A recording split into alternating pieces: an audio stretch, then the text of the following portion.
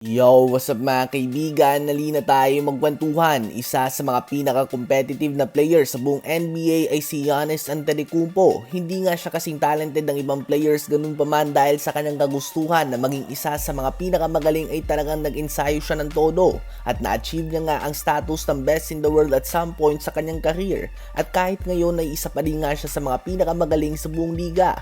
Still averaging 29 points, 12 rebounds and 6 assists per game on 62% shooting sa field.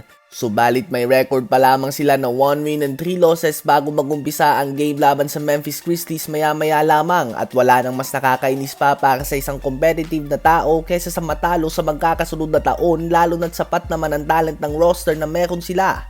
Sa ngayon, ang Milwaukee Bucks ay may talent na pang championship caliber. Subalit kung magsisimula na nga ang playoffs ngayon, most likely ay papauwiin kagad sila ng Celtics, Cavs, Magic, Pacers, Knicks, and even Chicago Bulls. Posibleng naiinis nga ang mga fans ng Bucks ngayon sa kanilang team, subalit nagdidiwang nga ang buong NBA sa palpak na simula sa season na ito ng Bucks, dahil kapag nagpatuloy ito, andun nga ang tsansa na humingi ng trade si Giannis sa Bucks na tiyak na bubulabog sa buong liga. Tiyak na halos lahat ng team ay may offer upang makuha si Giannis. Makikipag-agawan nga ang mga team dito at mag-generate din ito ng interest sa media at mga fans, lalo na kung mapunta ito sa big market team.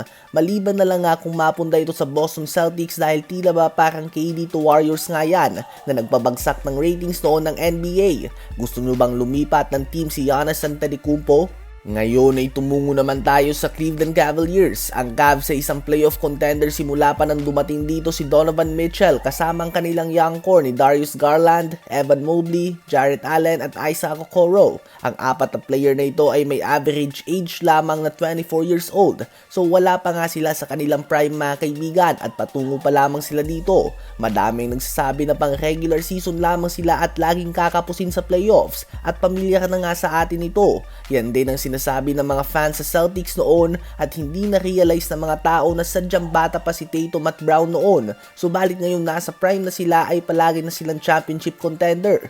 Well, ang Cavs ay may few years pa nga bago pumasok sa kanilang prime sila Garland at Mobley. Ganun pa man, tila ba lumakas nga ang kanilang team ngayon dahil sa bagong system ng kanilang bagong coach Kenny Atkinson, ang dating assistant coach si Steve Kerr sa Golden State Warriors na may championship experience na.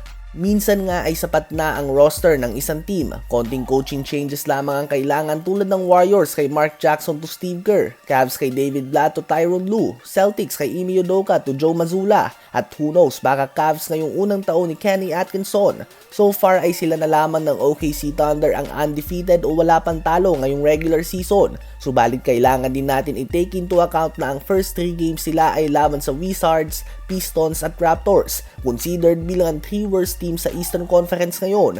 Ganun pa man, tinalo na din nga nila ang Lakers at ang Knicks na mga dissenting team naman. Sa palagay nyo ba ay legit ang Cavs ngayon?